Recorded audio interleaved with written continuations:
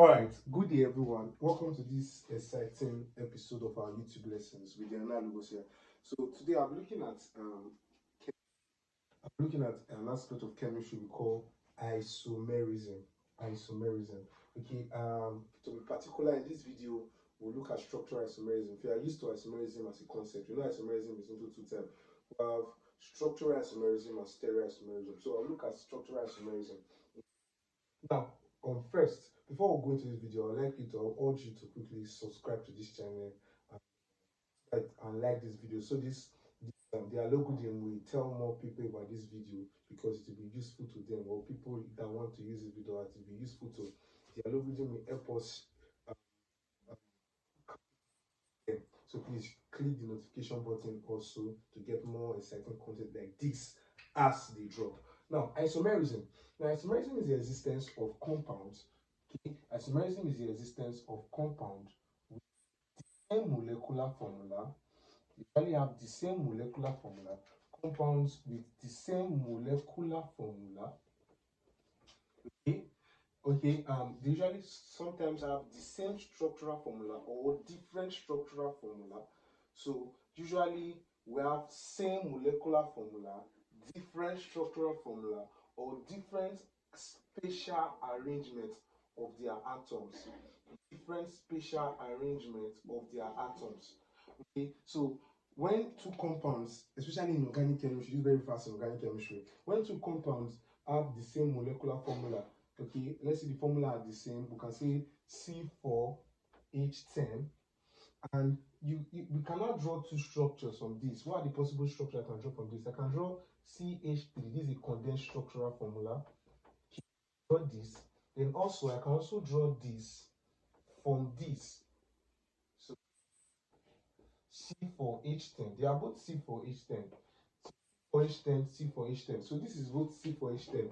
But C4H10 has two structures that can be drawn from C4. So there are these two compounds. Now this is normal butane. This is 2-methyl propane. Okay, 1, 2, 3. This is an alkane 2-methyl position 2. So 2-methyl propane. So you can observe that they have the same molecular formula but different structural formula. That's what we call isomerism. To be precise, when they have the same molecular formula but different structural formula, it is called structural isomerism or constitutional isomerism. So structural isomerism is also called constitutional isomerism. In some cases, they will have the same molecular formula, the same structural formula, but the spatial arrangement is different. See something now, for instance, I have these two compounds. Please watch. I have these two compounds, okay? I have these two compounds. Please Cl, I have Cl, I have H, I have H. Now, if you are a good student, you will know, not just be a good student. If you're a student and you have eyes, you will know that these two structures are the same. These structures are the same, but they are different compounds. These two structures are the same, but if you observe as a good student, if you observe that they are different compounds. They are the same structures but different compounds. Now, you observe that they have the same molecular formula. This is C2H2Cl2. This is C2H2Cl2. They have the same molecular formula, the same structure. But what's the difference? Now, if you observe, the chlorine is arranged upwards. Do you get? Yeah, the chlorine is arranged upwards and downwards. So different arrangement of the atom in space, different spatial arrangement. This is what we refer to as stereo isomerism. So in stereo isomerism, not structural isomerism. As I said, isomerism two types, structural and stereo isomerism. In stereo isomerism, molecular formula is the same, structural formula is the same, but the arrangement of the atom in space is different. That's for stereo isomerism. So quickly, I would like to look at what's it called? I'd like to look at the types of structural isomerism or the types of constitutional isomerism. So first, constitutional isomerism have about 5 types. They are not common. You commonly know about 6 types, commonly know 4. So there are about 5 types. The first one is what I call chain isomerism. Chain isomerism. Chain isomerism. The second one is what I call chain isomerism, also called skeletal isomerism. I will explain. The second one is what I call position isomerism. Position isomerism. Now, the third one is what I call functional group isomerism. Functional group isomerism. Then The fourth one is what I call um, tautomerism. Tautomerism, pardon my how. There is also called dynamic isomerism. I will explain. The fifth one is what I call um, metamerism. Let me use metamerism here. I'm trying to arrange them in the way you understand them. Metamerism. And the sixth one is what I call ring chain. It's called ring chain isomerism, or I say cyclochain isomerism. It's called ring chain isomerism, or I call it cyclochain isomerism.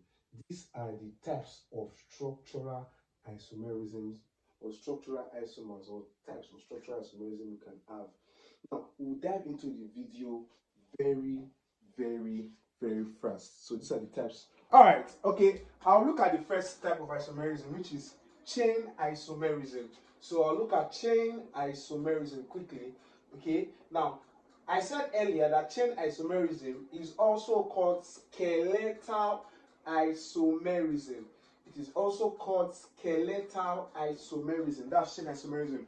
Now, it is a type of isomerism where where the compounds have different length or different length of their carbon chains. They have the same functional group, generally the same, they belong to the same homologous series, but they have different lengths of carbon chains. So I'll do my illustration here. So quickly, for chain isomerism, let's say I have, I'll be very typical first for alkanes, the common organic compounds we have, alkanes, or the first homologous phase. Now, alkanes, the first member of the alkane that have isomers, that possess isomers, is C4H10.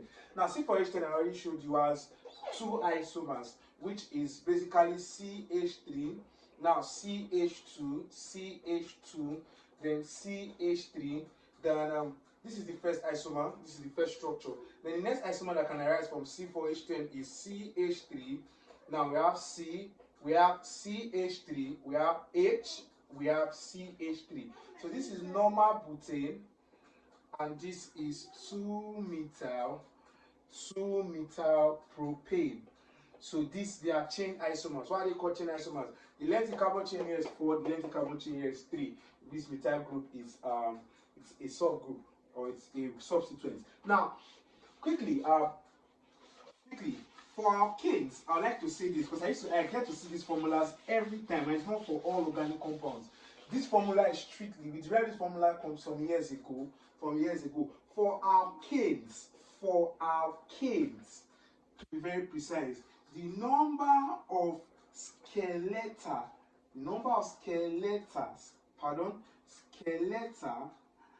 or chain isomer, number of skeletal or chain isomers. Number of skeletal or chain isomers for alkane is given as 2 raised to power n minus 4 plus 1. This is only for alkanes, and it's used to get the number of skeletal isomers. Now, during my research, this works for alkane between 4 to 7 carbon, and those are the common ones they ask you in the exam. So, for instance, they ask you for an alkane now, C6H14. Why is it an alkane? Because it obeys the C and H12 plus 2 rule. This is an alkane. C6H14, you can be asked in exam, how many isomers does it have? The only isomerism that alkanes can undergo is chain isomerism. Alright? The only to undergo chain isomerism. So how many isomers does it have? So quickly, to just use, now n is 6. So n is 6. So what do you quickly do? You say 2 raised to power 6 minus 4 plus 1. And that 6 minus 4 should be 2. 2 raised to power 2 plus 1 should be 4, that's 5. So it means that this compound C6H14 have 5 skeletal isomers, or 5 isomers. This formula is peculiar to only alkanes because the type of isomerism that occurs in alkanes is usually skeletal isomerism. Always skeletal isomerism. That should be taken note of. Now, quickly, I haven't known that for alkanes. I can draw this one. Or now also, let's try for C5 before I leave. C5H12. Now the number of carbon is 5. So 5 minus 4 is 1. 2 raised to power 1 is 2 plus 1. That's 3 isomers. So C5H12 can have 3 chain isomers, and alkane also. Now let me show you the structures. Let's see whether it is true. Let's see whether it is true. Now, let's see whether it is true. Let's see. Now, for instance, okay, we have C5H12. C5H12. So let's see the longest. Let's put 5 carbon alkane. 5 carbon alkane. This is an isomer that can be drawn from it. 1, 2, 3, 4, 5. So what I'm doing is I put 5 carbon and I fill the places with hydrogen. So that's C5. Now, what other compound? This is normal pentane. Normal pentane. What other isomers can be derived from this compound? What other isomers can be derived from this compound? We have so 1, 2, 3, 4. Remember we used the formula just now. We had 3 isomers. So 1, 2, 3, 4. So I place a methyl group here, CH3. So I took one of this carbon H, put it here. Then one of the hydrogens on this guy, I take it there. So the hydrogen replace that place, and I have 3 hydrogen at the end. Okay. Now this is also C5H12. This is also C5. 1, 2, 3, 4. Okay. 1, 2, 3, 4, and 5 carbon. The hydrogens are 12 in number. So this is going to be 2-methyl butane. 2-methyl butane. So 2-methyl butane is an isomer gotten from C5H12. What other isomers are possible? Another isomer that is possible can be 3 carbon. Let's take 3 carbon down. Okay, let's take 3 carbon. I'll put my methyl here. So I'll shorten the chain to 3, and I'll take this extra, this CH3 group, I'm going to place it somewhere, or rather take this other CH3 group and place it in place of this hydrogen. So this other CH3 group, okay, that's the goal of skeletal isomerism. So in skeletal isomerism, what we normally do is that we take alkyl group at the edges of the compound and take it to the middle of the compound. So this CH3 is an alkyl group like this. I'll take it here now. So if I take it there now, it becomes something like this. Then the hydrogen that was here goes to replace the CH3. And this guy had 2 carbon. So 2 hydrogen, pardon me. This guy had 2 hydrogen. So this guy is this. 2 hydrogen. So this hydrogen here comes to replace this one. So this methyl group comes here, and we have our normal CH3. So this is another isomer that is possible. And what's the name of this isomer? This is 2,2-dimethyl, 2,2-dimethyl propane. So as I already calculated with my formula that there are 3 possible isomers for this guy, and you can see that only 3 isomers are possible, okay, for C5H12. So that formula works for getting the number of skeletal isomers for alkane. Now, in general, if they ask you other compounds, how many isomers are present in other homologous ways, or you come across a question like this in your exam, C4H10O. How many isomers are possible? In case you come across this kind of question in the exam, and what you do is that you work it, you try to get the kind of compound that is this, okay? And anytime I see something like this, I already know this is an alkanol. So I try to check how many isomers can be possible. Do you get? So there's no formula, there's no shortcut in getting this thing. The only shortcut is for number of chain isomers and for number of diastereomers. Those are the only places you can get shortcut from. Chain isomers for alkane and number of diastereomers for a given chiral center. Yes, those are the only places you can get shortcut from. There's no other formulas to solve for isomers. So quickly,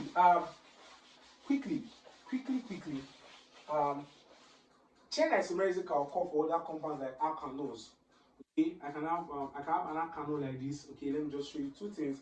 I have an alkanol like this. Let's say this is 1-butanol. Okay, 1-butanol. This is 1-butanol. Okay, before you watch this video, it's advisable you watch the video on naming, how to name compounds. So I have a video on that on this channel. You can go and watch it. So how to name compound 1, 2, 3, 4.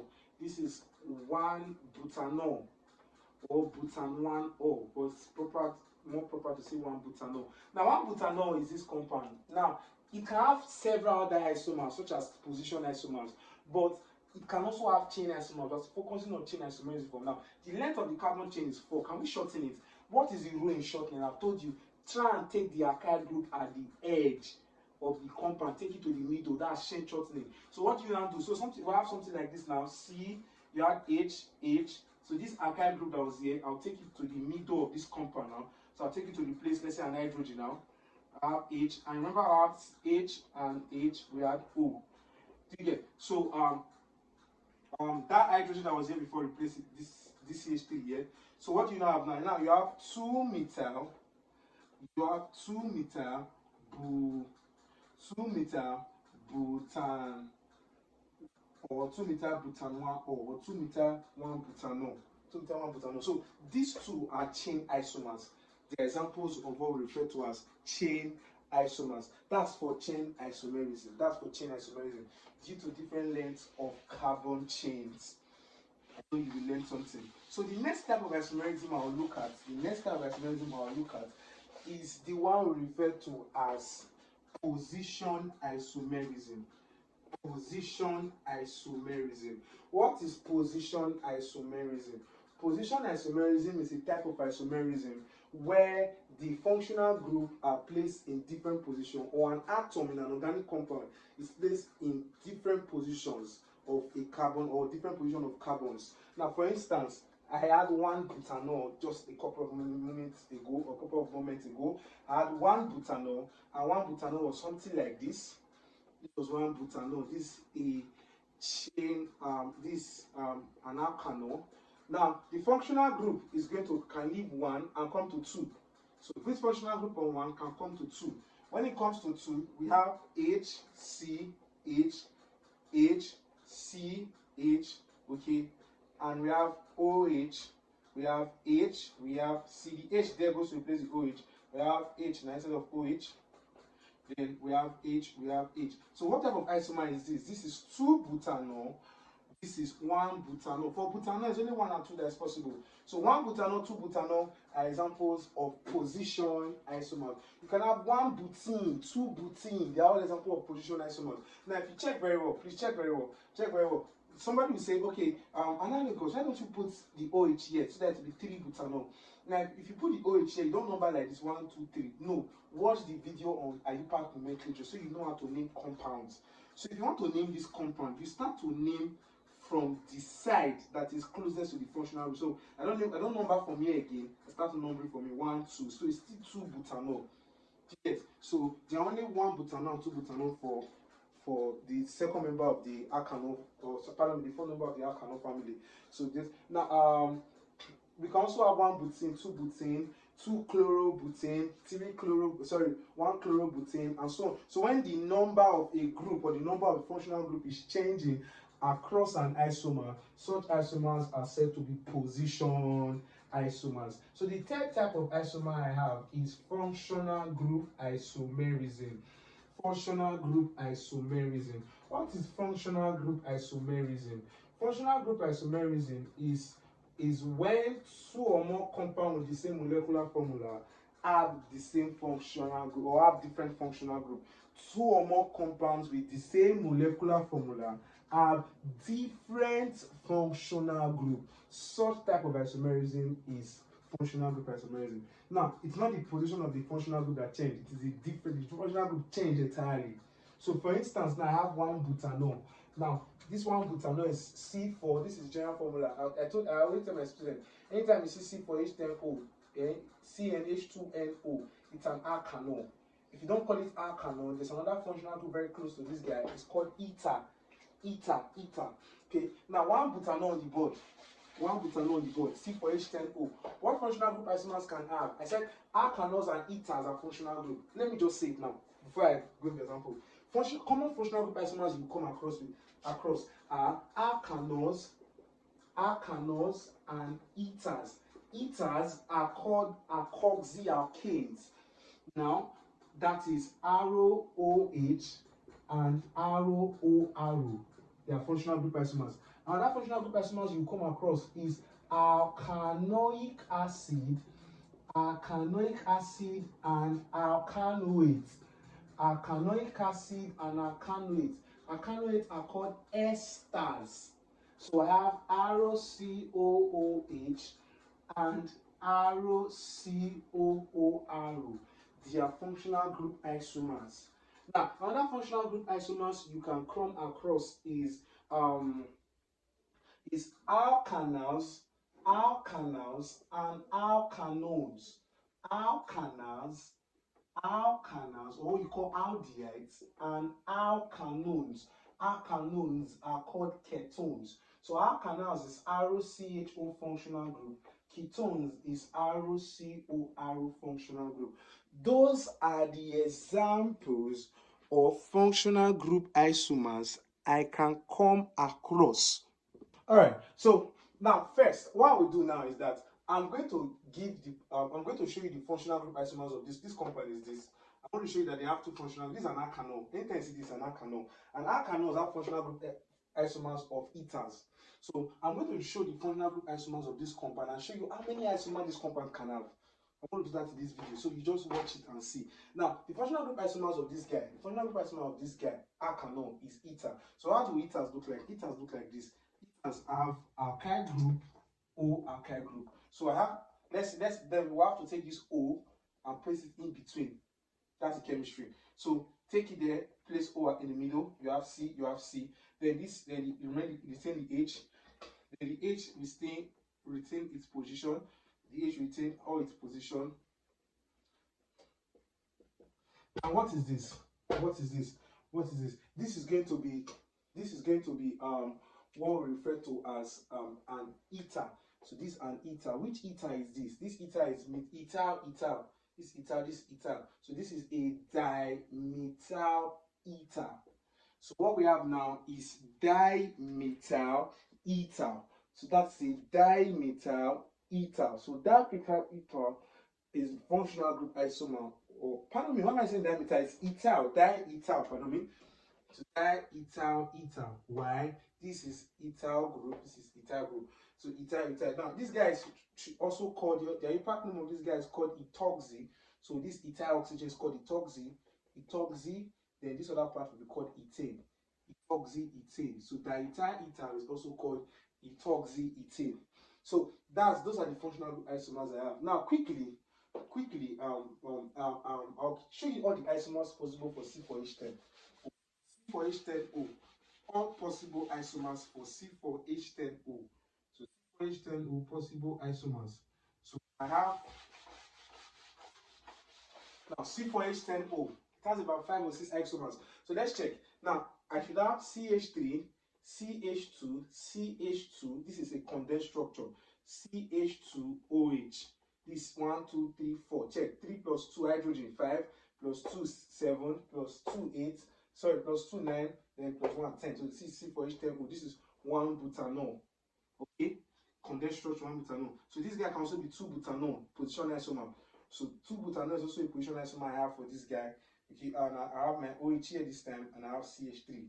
So this is 2 butanol. You know the possible isomer I can have for this guy. Now, having said that, let's look at the chain isomers that 1 butanol and 2 butanol can form. So they are chain isomers. That means you have to shorten the chain. You understand now? Because I just explained isomerism, difference in carbon chain. You don't increase 4 chain. The maximum chain is 4. The amount of carbon is 4. You do not increase the 4. So what you do is to shorten the chain now to get a chain isomer.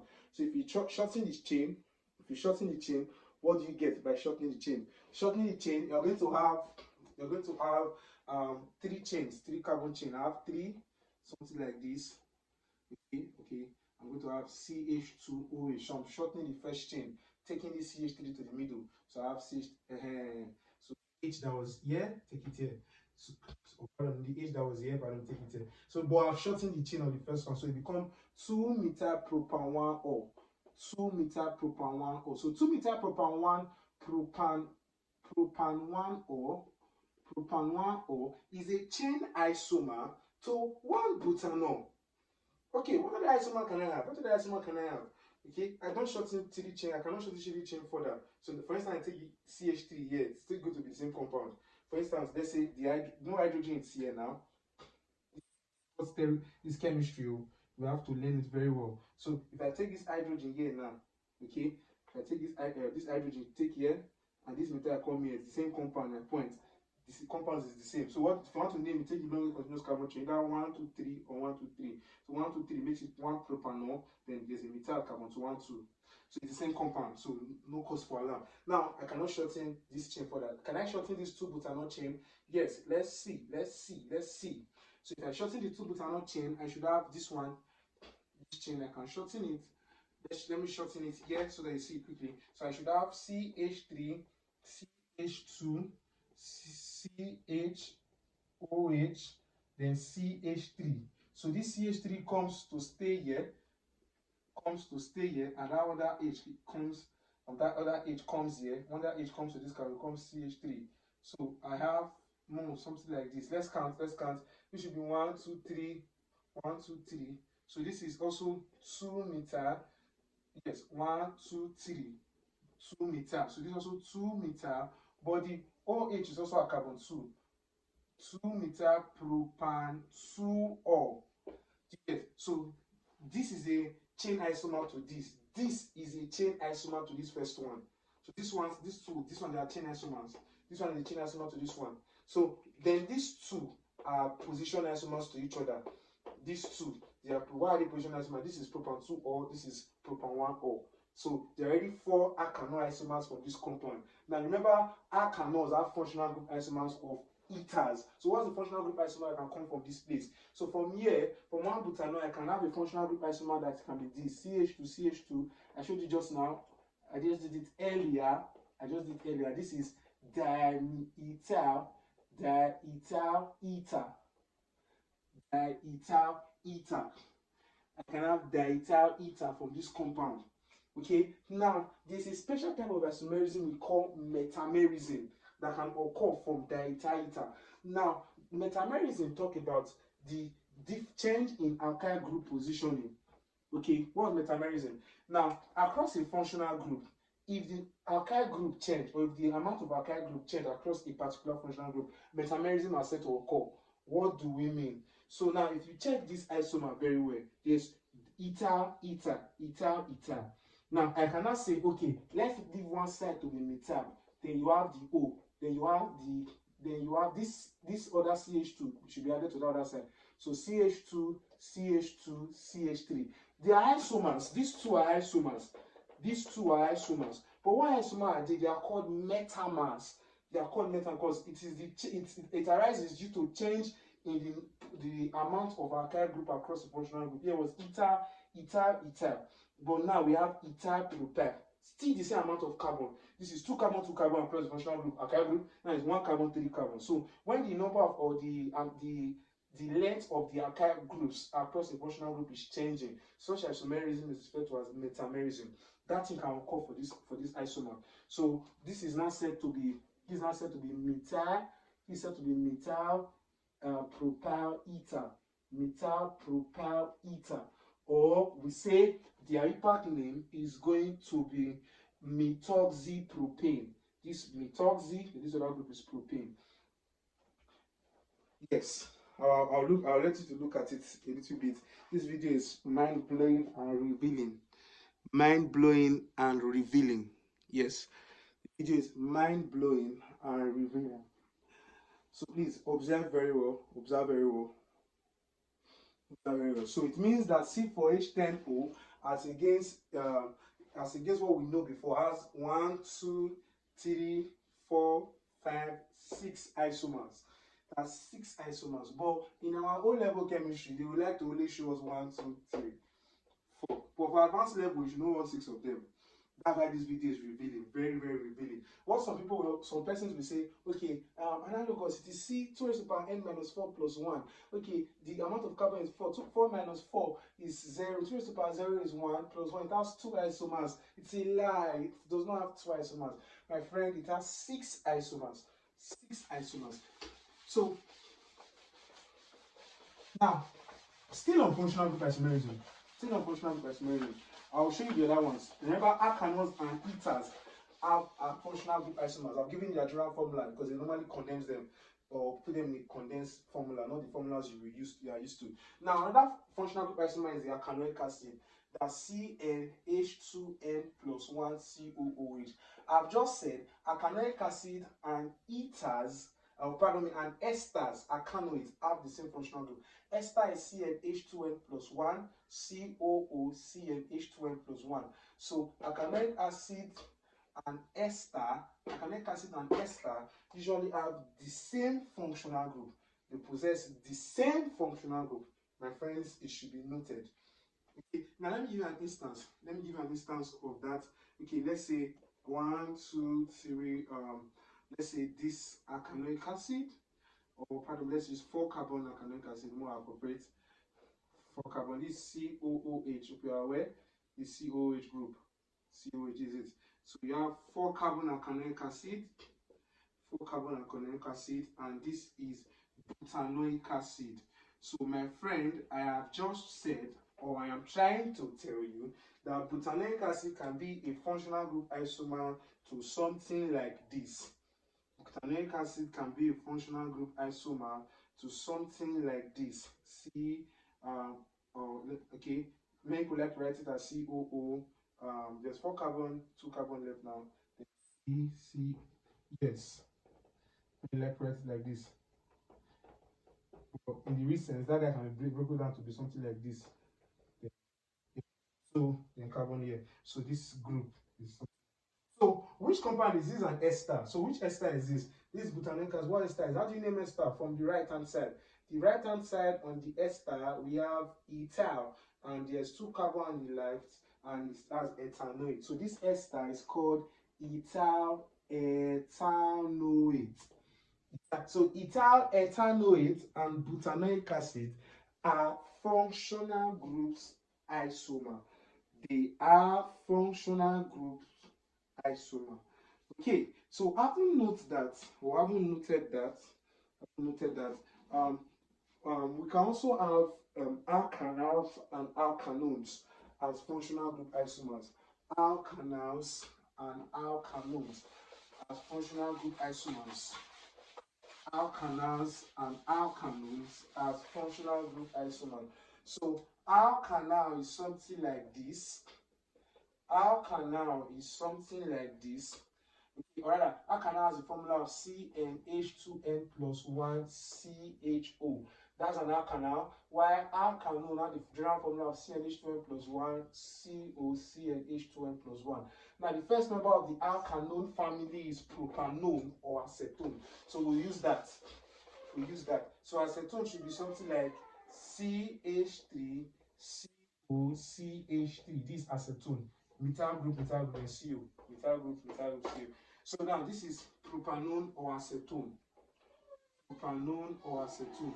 Now let's check for this guy. Let's check for the alkanal functional group that, or the alkanal member that can look like this. Now that should be first. Alkanals and alkanone have the formula of CnH2nO. This is a shorter representation of alkanals and alkanone. So this is how we generally represent alkanals and alkanone. So in case you are given a compound like this, C3A6O, how many functional group isomers are there? You know what I'm talking about. So now, what functional group isomer can this alkanone have? It is propanal. So propanal is a functional group isomer to propanone. Butanal to butanone. So propanal will be written as CH3, CH2, then CHO. 1, 2, 3. You get C3, H6O. So 1, 2, 3, 6. It's 1, 2, 3. Then H6, 3H, 2H, that's 5 plus 1, 6, then O. You get, so this is propanal. So propanal and propanone are functional group isomers. They are functional group isomers. The next type of isomers we should have is the that's all for the functional group isomers. So I should go to the next type of isomer we have. So these are functional group isomers. Note them, work on them. You can, as I'm saying them, you can go and work on them. And it is essential you know how to name compounds before you watch this video.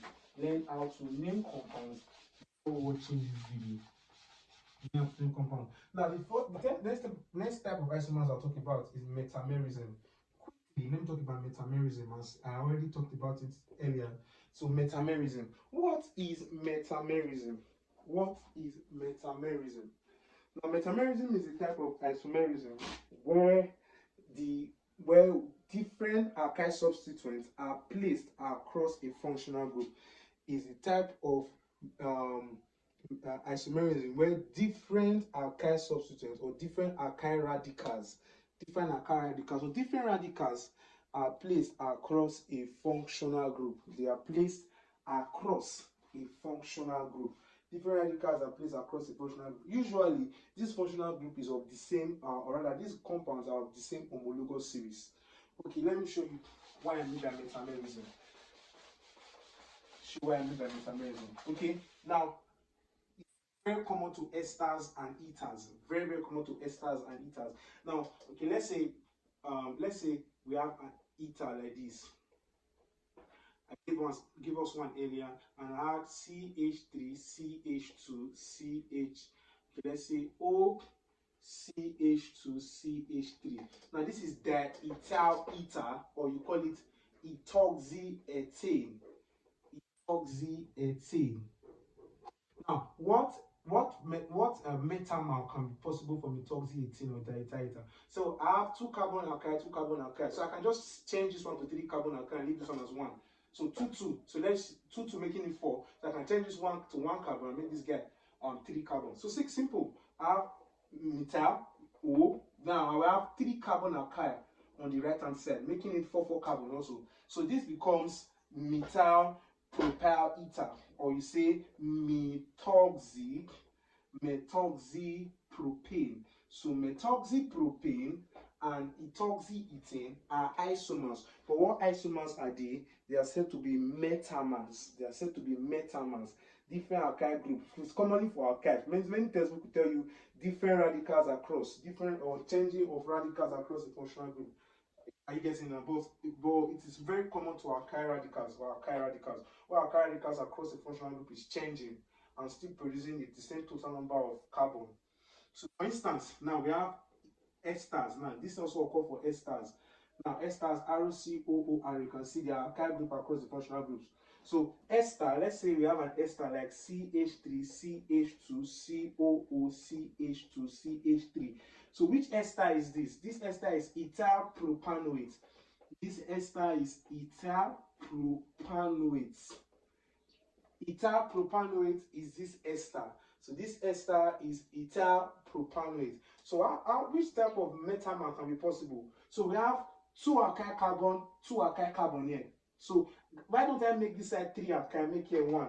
So I should have now, let's say I have CH3 and I have COO, and I have now this alkyl group is now, I'll not make the alkyl position, this alkyl group 3 alkyl group, or a 3-member alkyl group, or a 3 carbon member alkyl group. So now instead of having ethyl here, I have propyl here. Yes, so the name of the compound, we name ester from the front here. So the name of the compound is going to be propyl. So how many carbons are the far left? 1, 2. So propyl ethanoate. Now if you check propyl ethanoate and ethyl propanoate, they are the same carbon atom, the same hydrogen. But the difference is the different type or the different alkyl radical, or the different number of alkyl radical placed across the functional group. When the alkyl radicals across the functional group is changing and still maintain the same number of carbon across the compound, such isomerism is referred to as metamerism. Such isomerism is called metamerism. So before I talk, there are 2 more isomers I'll talk about. Now let me quickly talk about this one that is not common in our level. They call it the ring chain isomerism. Ring chain isomerism, or it is called cycle chain isomerism. Ring chain isomerism or cycle chain isomerism. Ring chain isomerism or cycle chain isomerism. So you call it ring chain isomerism or cycle chain isomerism or chain cycle isomerism. Anyhow you're putting it. Now what's chain cycle isomerism? It's an isomerism between a straight chain and branch chain and a cyclic chain. An isomerism between a straight chain or a branch chain and a cyclic chain. Okay, a straight chain or a branch chain and a cyclic chain. What do we mean? So what do we mean? We meant that, for instance, cycloalkanes, it should be noted, you should know this. Cycloalkanes and alkenes have the same formula. So the formula for alkanes is CnH2n. That's the general formula for cycloalkanes. Now, this formula for cycloalkynes, the formula for cycloalkenes and alkynes are the same. So what formula for alkynes? CnH2n-2. That's also the formula for cycloalkenes. So what it automatically means is that these 2 people are cyclic, or rather ring chain isomerism. Ring, this is ring form, this is straight chain form. So this is what we call ring chain isomerism. Where a cyclic chain and a straight chain are isomers. That's ring chain isomerism. There are different compounds. For instance, watch. So I have something like this. Let's say cyclopropane. This is cyclopropane. So cyclopropane is like this. Now, cyclopropane. This is an isomer to C3. Okay, that's an isomer to CH2. Okay, CH, or rather, yes, CH2 double bond, CH2, CH3, single bond, CH3. Now you see, the formula is C3H6. Confirm. So C3H6, cycloalkane. This is cyclopropane. This is cyclopropane. This is cyclopropane. This is propene. Okay. Now, propene, they are different homologous ways. It's a type of functional group isomerism. It's a type of functional group isomerism, but what particular type is said to be a ring chain isomerism or cyclic or cycle chain isomerism. You get cycle chain isomerism. It's very popular to these two groups I just said. We can have cyclobutene and butene. Cyclobutene and butene, they are also isomers. Cyclobutene, you can take this down. 5 minutes. Cyclobutene and butene. So cyclobutene and butene. So cyclobutene is something like this. CH2, CH, that's a double bond, CH. And what do you have now? You have CH2. This cyclobutene. C4H H6. That's 2 hydrogen, 4 plus H6. Then what about cyclobutene? What about butene? This C4H6. This cyclobutene. Now, it's an isomer to butene. Butene is CH3, or rather CH, triple bond, C, you have CH2, all the way begin CH3. So you confirm this is 1, 2, 3, 4. How many hydrogen now? 1, 3 plus 3, 6. So this is butene or but1-ine. So but1-ine and cyclobutene they are also ring chain isomers. So the last type of isomerism I'll look at today is the last type of structural isomerism. Remember, this video is only on structural isomerism. The last type of structural isomerism I'll look at today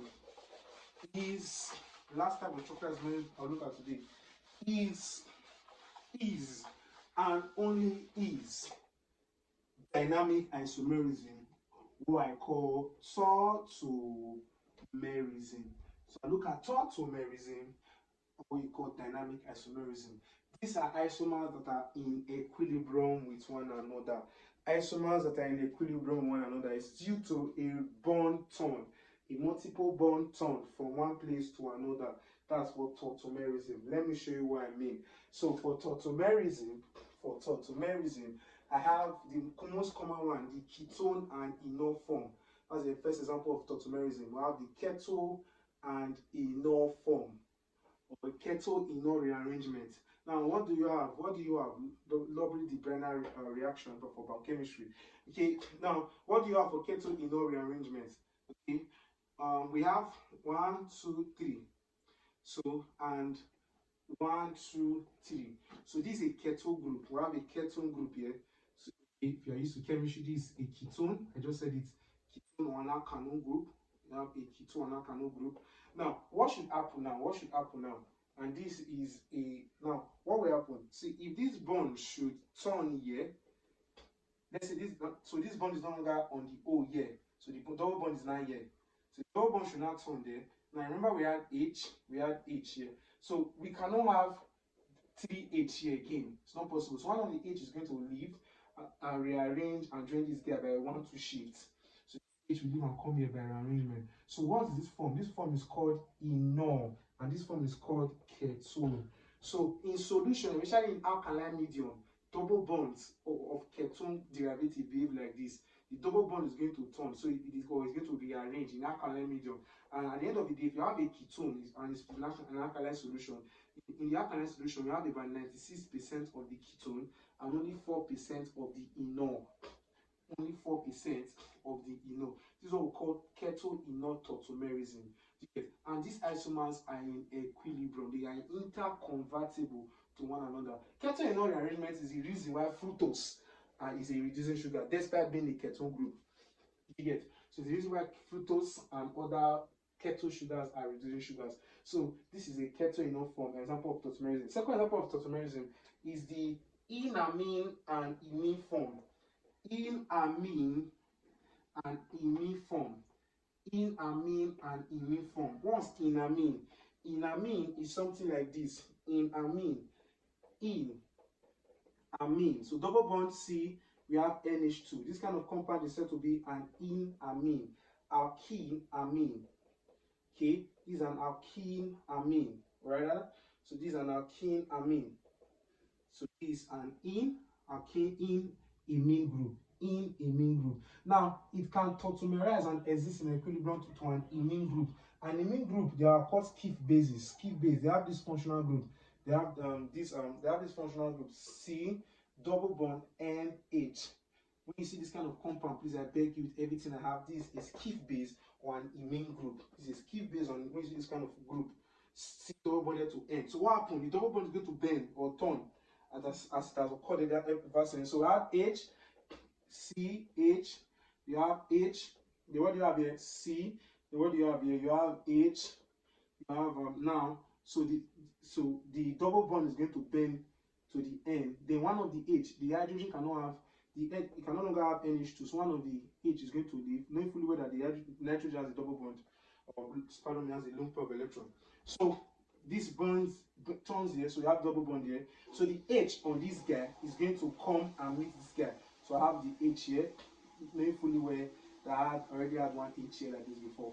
So this is what we call an imine form. This is what we call an enamine form.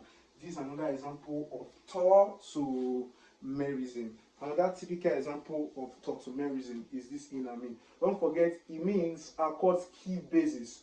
Imines are called Schiff bases. It's a popular A-level question in their examination. Imines are called Schiff bases. Now the last type of tautomers I'll talk about is the nitro-acyl group. Nitro-acyl group. Nitro-acyl group. So I have a compound like this. Okay, I have H and H. I have N double bond O minus. This is called nitroalkane. This is a nitroalkane. So this is a nitro form of a compound. In alkaline condition, this double bond NO can turn, and when it turns, I've established equilibrium, and now we have arrow CH H. Then what do I have now? So the double bond will now come between the N, then have O, I have O minus, still having a positive. So now one of the H here is going to leave. S, this carbon will be having 5 bonds. 1, 2, 3, 4, 5. So one of the H is going to leave and balance up this guy. So this is the acyl form. This is the acyl form. This is nitro. So nitro-acyl is the last type of tautomerism I'm going to look at today. So I believe this video has helped us very, very well. It has helped us, has been helpful. And for more content like this, please help to share with your friends and subscribe to this video. Now, if you must pass your exams, this is where you should be.